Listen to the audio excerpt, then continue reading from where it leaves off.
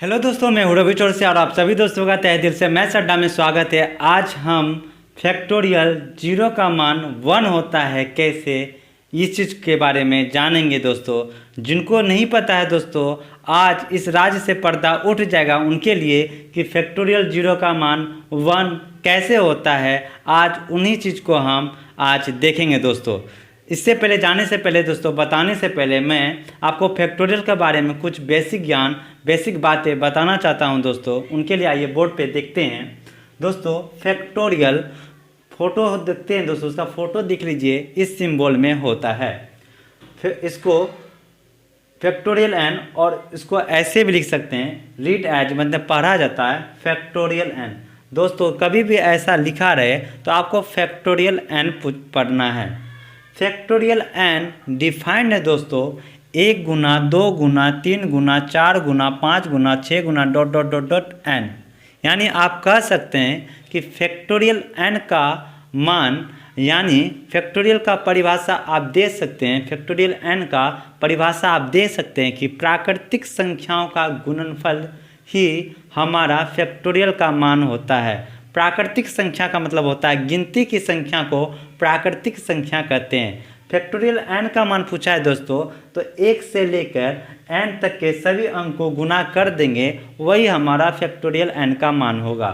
अथवा कोई किसी किसी के बुक में या कभी कभी टीचर लोग ऐसे ही बताते हैं कि फैक्टोरियल एन का मान है दोस्तों, तो एन लिख देंगे और एन से घटते हुए चले जाएंगे कहाँ तक, 1 तक। कहने का मतलब है कि एक बार सीधा गुना करके लिख सकते हैं या उल्टा गुना कर करके हम लोग लिख सकते हैं। कहने का मतलब दोस्तों, जैसे मैं फैक्टोरियल 5 का मान पूछूं तो फैक्टोरियल 5 का मान होगा कि 1 गुना 2 गुना 3 गुना 4 गुना 5। तो आप इन सब को गुना करेंगे, 4 × 12 दूनी 24 पंचे 120, तो मान आएगा हमारा 120। या आप इसको ऐसे भी कर सकते हैं, 5 है दोस्तों, 5 लिख देंगे। अब यहाँ से घटते हुए 1 तक सारे अंक को हम लोग क्या करेंगे, गुना कर लेंगे, तब भी मान 120 आएगा। आप बोलेंगे ऐसा कैसे दोस्तों, अगर आपको दोस्तों 4 गुना 5 बोले या 5 गुना 4 बोले, मान तो हमेशा सेम ही आएगा। आप गुना में अंक को उलट दीजिएगा तो मान थोड़ी ना चेंज हो जाएगा। अगर आप 4 गुना 5 करते हैं तब भी 20, 5 गुना 4 करते हैं तब भी 20। इसी चीज़ को दोस्तों मैंने फैक्टोरियल एन में परिभाषा में समझाया था। या तो आप सीधा गुना कर लो वहाँ तक, या उलट के भी उल्टा भी गुना करोगे तो मान पे कोई फ़र्क नहीं पड़ेगा, जैसा कि आप इन चीज़ को देख रहे हैं।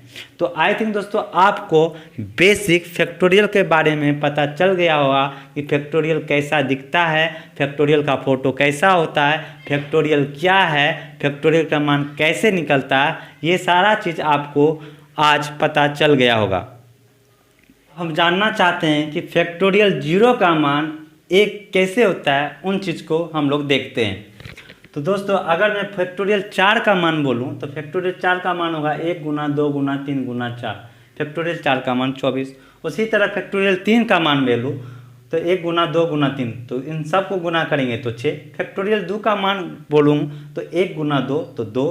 फैक्टोरियल 1 का मान बोले तो 1। फैक्टोरियल 0 का मान बोले तो 0 नहीं होता दोस्तों, फैक्टोरियल 0 का मान 1 होता है। और इन्हीं चीज़ को समझाने के लिए मुझे इतना लिखना पड़ा। आप मेरी बातों को ध्यान से सुनिएगा, मैं क्या बोल रहा हूँ दोस्तों फैक्टोरियल 4 का मान होता है 24। अगर इस 24 में हम फैक्टोरियल 4 के न्यूमेरिकल वैल्यू यानी कि संख्यात्मक मान यानी कि 4, इस 24 में फैक्टोरियल 4 के न्यूमेरिकल वैल्यू से भाग दे दें दोस्तों, तो मान आता है 6। और एक खूबसूरत बात मैंने ये देखी दोस्तों कि जो मान 6 आया फैक्टोरियल 4, दोस्तों फैक्टोरियल 4 के जस्ट पहले वाले फैक्टोरियल यानी फैक्टोरियल 3 का भी मान हमारा 6 आता है।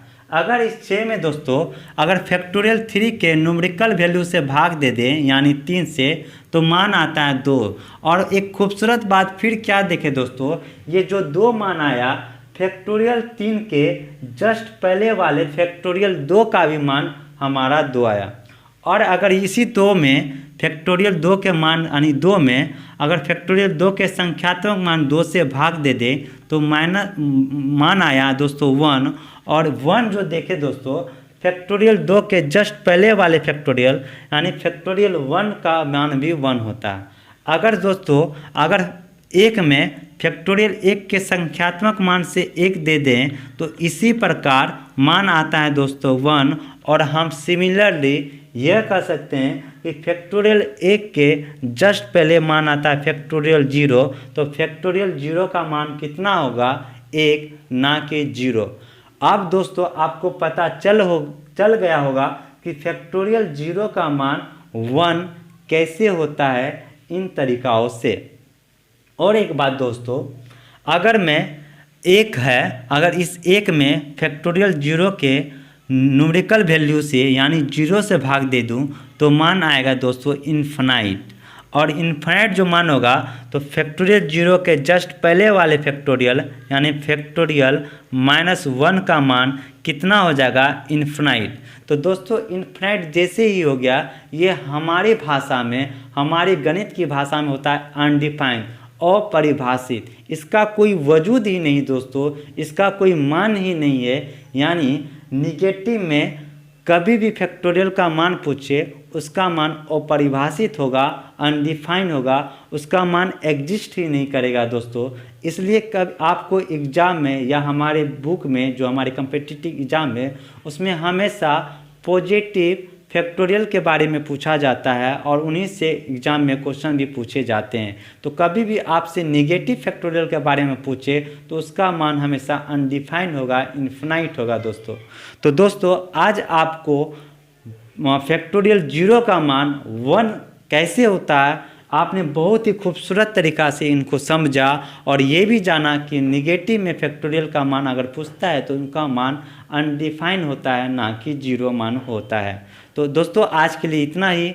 आपको ये टॉपिक अच्छा लगा होगा, अगर अच्छा लगे तो अपने दोस्तों में शेयर कीजिए, लाइक कीजिए और कमेंट कीजिए। धन्यवाद।